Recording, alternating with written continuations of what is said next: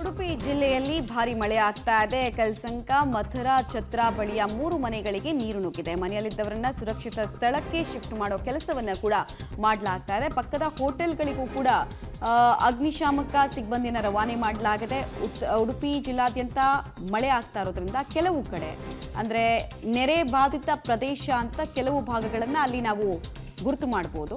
So ಅಲ್ಲೆಲ್ಲ ಸುರಕ್ಷಿತ ಸ್ಥಳಕ್ಕೆ ಜನರನ್ನ ಶಿಫ್ಟ್ ಮಾಡೋ ಕೆಲಸ ಆಗ್ತಾ ಇದೆ. ಮತ್ತು ಇಂದ್ರಾಣಿ ತೀರ್ಥ ಅಂತ ಇದು ಫ್ಲಡ್ಡೆಡ್ ನದಿ ಯೂಶಲಿ. ಸೊ ಅಲ್ಲೂ ಕೂಡ ಉಕ್ಕಿ ಹರಿತಾ ಇದೆ ಆ ಭಾಗ ಅನ್ನೋದು ತಿಳಿದು ಬರ್ತಾ ಇದೆ.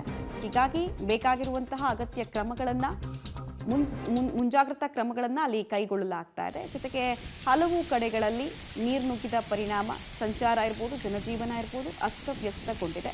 ನೀರಿನ ಮಟ್ಟ ಏರಿಕೆ ಆಗ್ತಾ ಇದೆ. ಡೀಟೇಲ್ಸ್ ಕೊಡ್ತಾರೆ ದೀಪಕ್ ಜೈನ್. ಈಗಲೂ ಕೂಡ ಉಡುಪಿಯಲ್ಲಿ ಮಳೆ ಆಗ್ತಾ ಇದೆ. ಅಂದಾಜು ಇಲ್ಲಿ ತನಕ ಎಷ್ಟು ಮಿಲಿಮೀಟರ್ ಮಳೆ ಆಗಿದೆ ಅನ್ನೋದನ್ನ ಹವಾಮಾನ ಇಲಾಖೆ ಹೇಳ್ತಾ ಇದೆ ಮತ್ತು ಏನೆಲ್ಲ ಸಮಸ್ಯೆಗಳಾಗಿದೆ ಆಗಿದ್ರೆ ಜೊತೆಗೆ ಮುಂಜಾಗ್ರತಾ ಕ್ರಮವನ್ನ ಹೇಗೆ ಕೈಗೊಳ್ಳಲಾಗಿದೆ ಅಂತ.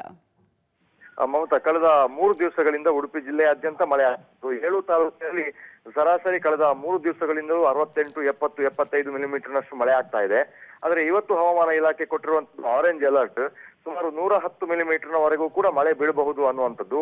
ಅದರ ಜೊತೆಗೆ ಕಡಲಿನ ಆರ್ಭಟ ಜೋರಾಗಿದೆ. ಹಾಗಾಗಿ ಯಾರು ಕೂಡ ನಾಡದೋಣಿ ಫಿಶಿಂಗ್ ಮಾಡುವವರು ಕೂಡ ಸಮುದ್ರಕ್ಕೆ ಇಳಿಬಾರದು ಅನ್ನುವಂತ ಒಂದು ಕಟ್ಟೆಚ್ಚರವನ್ನ ನೀಡಲಾಗಿದೆ. ಪಕ್ಕದ ದಕ್ಷಿಣ ಕನ್ನಡ ಜಿಲ್ಲೆಯಲ್ಲಿ ರಜೆ ಘೋಷಿಸಿದ್ರು ಕೂಡ ಉಡುಪಿ ಜಿಲ್ಲೆಯಲ್ಲಿ ರಜೆಯನ್ನ ಘೋಷಣೆ ಮಾಡಿಲ್ಲ.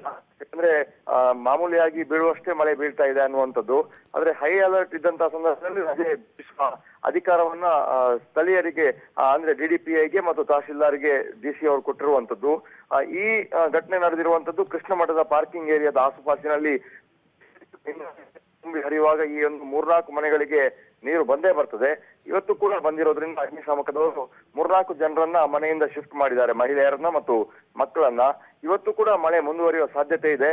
ಆರೆಂಜ್ ಅಲರ್ಟ್ ಇವತ್ತು ನಾಳೆ ಇರುವಂತದ್ದು. ಮಮತಾ, ರೈಟ್, ಧನ್ಯವಾದ ದೀಪಕ್ ಜೈನ್ ತಮ್ಮ ಮಾಹಿತಿಗಾಗಿ. ಗಮನಿಸ್ತಾ ಇದ್ದೀರಾ, ಬೇಕಾಗಿರುವಂತಹ ಪೂರ್ವ ಸಿದ್ಧತೆಗಳನ್ನು ಕೂಡ ಅಲ್ಲಿ ಸಿಬ್ಬಂದಿಗಳು ಮಾಡ್ತಾ ಇದ್ದಾರೆ. ಜೊತೆಗೆ ಶಾಲೆಗಳಿಗೆ ರಜೆ ಕೊಡುವಂತಹ ಅಧಿಕಾರವನ್ನು DDPI ಹಾಗೂ ತಹಶೀಲ್ದಾರ್ ವಿವೇಚನೆಗೆ ಕೂಡ ಜಿಲ್ಲಾಡಳಿತ ಬಿಟ್ಟಿದೆ. ಸೊ ಮಳೆಯನ್ನು ಎದುರಿಸೋದಕ್ಕೆ ನಾವು ರೆಡಿ ಇದ್ದೀವಿ. ಜೊತೆಗೆ ಯಾವುದಾದ್ರೂ ಫ್ಲಡೆಡ್ ರೀಜನಲ್ಲಿ ಜನರನ್ನ ಸುರಕ್ಷಿತ ಸ್ಥಳಕ್ಕೆ ಶಿಫ್ಟ್ ಮಾಡುವಲ್ಲೂ ಕೂಡ ನಾವು ಮುಂದೆ ಇದ್ದೀವಿ ಅನ್ನುವಂತಹ ವಿಚಾರವನ್ನು ಜಿಲ್ಲಾಡಳಿತ ಈಗಾಗಲೇ ಹಂಚಿಕೊಂಡಿದೆ.